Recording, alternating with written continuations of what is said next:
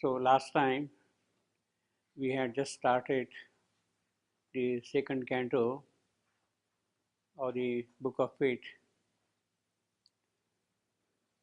where a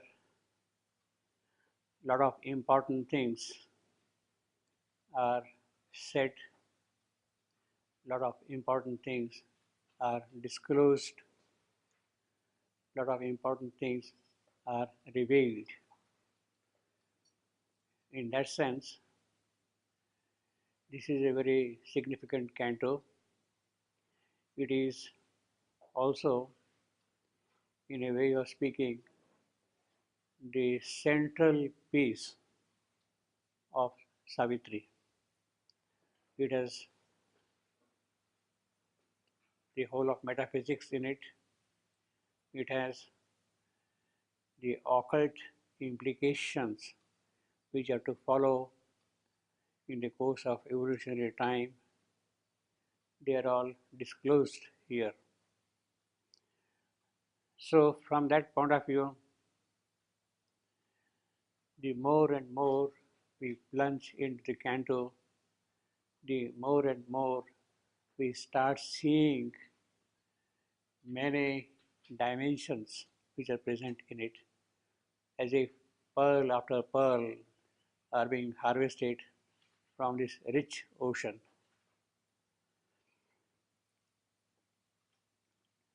Last time I told you, for instance, the very first sentence of the canto is silent, sealed, irrevocable decree, the word of fate that fell from the heavenly lips, fixing a doom no power could ever reverse. Now, the entire implication here is the word of fate, and that word of fate fixing a doom.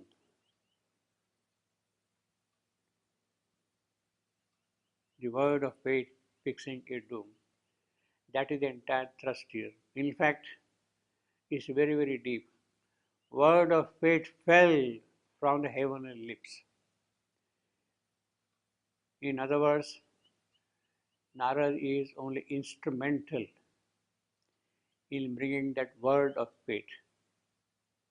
He has lent his lips to utter that word of fate. He has lent his lips, you see. But at the same time, there is something in Narad which opens out, which responds to what can come from the higher source of knowledge, from the higher source of occult possibilities which are opening out shortly. So he is lending himself more to that. It's not just he is lending his lips, he is lending himself totally to that and fixing a doom. That is the action which is achieved through the instrumentality of Narad. Doom is already fixed.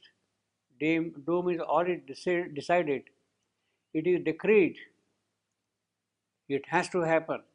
Satyavan must die. It is beyond Narad, beyond Savitri, beyond the cosmic workings, beyond Savitri's mother, beyond everybody. The doom is already fixed up there. The central aspect is the occurrence of the doom. It has to happen. It has to happen. Because it is that doom which will open out to the new world, to the new possibilities in this creation. Unless the past is removed totally, the new cannot begin, the future cannot begin. So it has to happen. So that way, the doom is central in the entire development of the work of Savitri. It has to happen here. And therefore, it is not Narad who is fixing up the doom. It has already been fixed up. He is simply lending himself as an instrument in the cosmic working that it should happen. It should happen, and it is going to happen. And then, of course, we have seen that being the word of fate fixing the doom, being on that status of the standing, it is irrevocable. It cannot be changed. The transcendental decision has already been done. In the very first canto of Savitri, December dawn, there is the colloquy of the gods. The gods are debating among themselves about the issue of this creation. They are trying to find out the way out for things to take forward. Gods. The problem was the omniscient goddess, the divine Shakti power. She wanted to come here and let the new future begin. But she found that it was not happening. She was resisted, she was not received, she was not accepted by this creation. And therefore, the gods debated among themselves. The colloquy of the gods is there, and a solution had to be found. And what is the solution? The only solution is that omniscient goddess, not from the transcendent, she must take a mortal birth. She must come down here upon earth, take a mortal birth. She must come here as an avatar. And it is through that avatarhood of hers that the new gates can be opened out. In order that that happens, she has to meet doom. The three disputants which are mentioned in the first canto, earth, doom, and love. They are the three disputants. They have to meet together. The doom is fixed now here already. Earth is a field of operation. It's a field where things will happen. The evolution will happen here. The course will be opened out here upon earth. Love, love which is in the grip of death, has to be released from that grip. So that is the conflict. In order that that happens, Savitri must come and take the human birth. She must meet doom. She must meet death. So fixing a doom. It was already fixed there up. Now it has to happen on the physical plane here. Fixing the doom on the physical plane here on the earth. And it is there you see the greatness of Narad. He comes here, and here on earth he fixes the doom. It must happen. That's the only way by which things can proceed further. So in that sense, he is really playing a very crucial, very significant role. See, although something might be decided up there in the transcendent, you need instruments, you need participants in the course of activities. It is not by simply waving a magic wand there, things will happen. It has to happen on a physical plane here. And Narad is open to that possibility. He has lent himself fully there. He has, of course, as I told you, he has lent himself fully because he is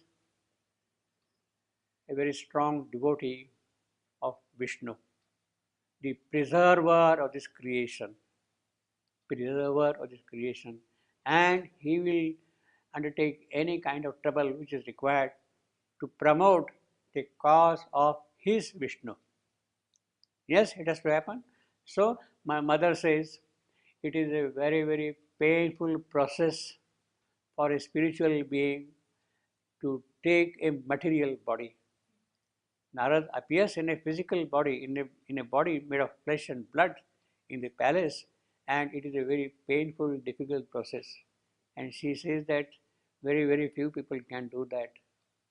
Very accomplished yogis can do that sort of a thing. But here is Narad who has done that because he wants to promote the cause of his Vishnu.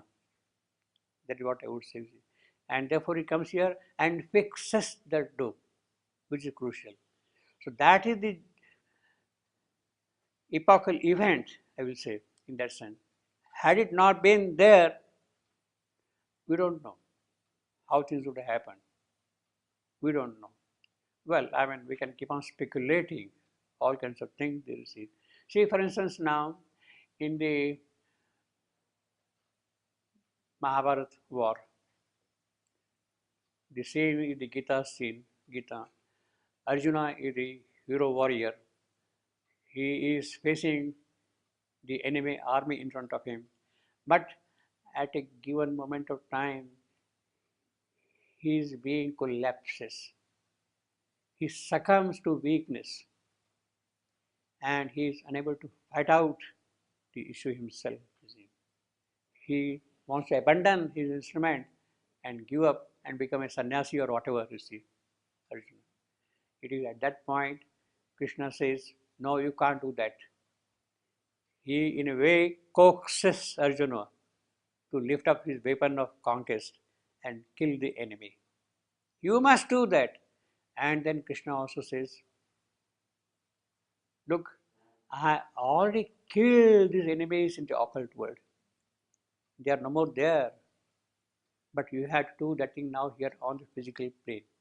In other words, Krishna needs Arjuna on the battlefield here on this earth to fight the battle. Some instrument is required. And it is in that sense, Narad is doing that kind of a thing, you see. Some instrument is required. Savitri is going to do it, but the whole thing has to be initiated by that process. Not only that, Narad also puts a part of his spiritual force in the soul of Savitri. And it is that which makes her will firmer, stronger, decisive. Yes, it has to happen. She becomes ready now for that thing. Now, so that is the occult background here. While she fell to the level of human mind, this is about Savitri's mother, a field of mortal grief and nature's law. We saw that in last time. She bore a common lot of men and felt what common hearts endure in time. This is the quality of Savitri's mother, human quality, human Savitri. And then she voicing us question to the inscrutable power. The queen now turned the still, immobile seer. She is now going to question Narad. He has fixed the doom. And what is she going to question? Her question is direct. Her question is it thy God who made this cruel law? That is his question. Mr. Narad, please let me know. Is it your Vishnu who has created this cruel, harsh law in his creation? What is it? He is supposed to be a very benign person and whatnot and whatnot.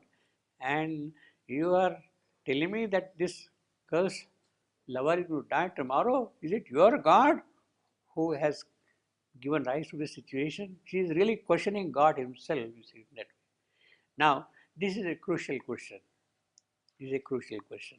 And it is in answer to that question, Narad opens out and gives a long answer, you see. He opens out that way. Basically, is it thy God who made this cruel law? The mother would have said, this is an absurd question. She would have said, it is an absurd question. Absurd. Foolish question. The mother would say, this is an absurd question, it's a foolish question. You are asking a foolish question, a stupid question, meaningless question, pointless question. Everybody asks this question. Yes, but we are all foolish people. but we are all foolish. The mother says it's a foolish question. Then she said, this is a wrong question. She said, it's a wrong question. Is it thy God who made this cruel law? It is a wrong question. The right question would be, how is it that in thy God this has happened? The right question would be, how is it that in this world this has happened? If God is the creator and all that thing, in this world, in his world, how has this happened? That is the more correct question, she would say. Mother would say, this is a foolish question and I need not answer that thing at all. Yes.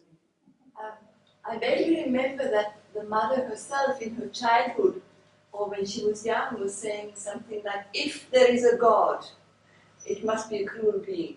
He must be a cruel being. Yeah, that's right. Yeah. In a way, So but then she is very careful also. She is very careful also. She says if. So she is careful also. You see, yeah. So she is very particular also about that. She is careful. it's not that if also was young. Uh, She was young. yeah, she was young, obviously. But still, even at that young age, that if is important. She is not totally blaming God like that way. Means there are many other factors involved in the whole process. It means, but this is a very pertinent thing. I mean, is it your God? Is it your Vishnu who has created this harsh, cruel world? And mother says, sorry, this is a very bad question you are asking. The right question is, how is it that in the benign possibilities of God, this harshness has entered in? And it is that which can be explained. It is that which can be explained. You see. Now,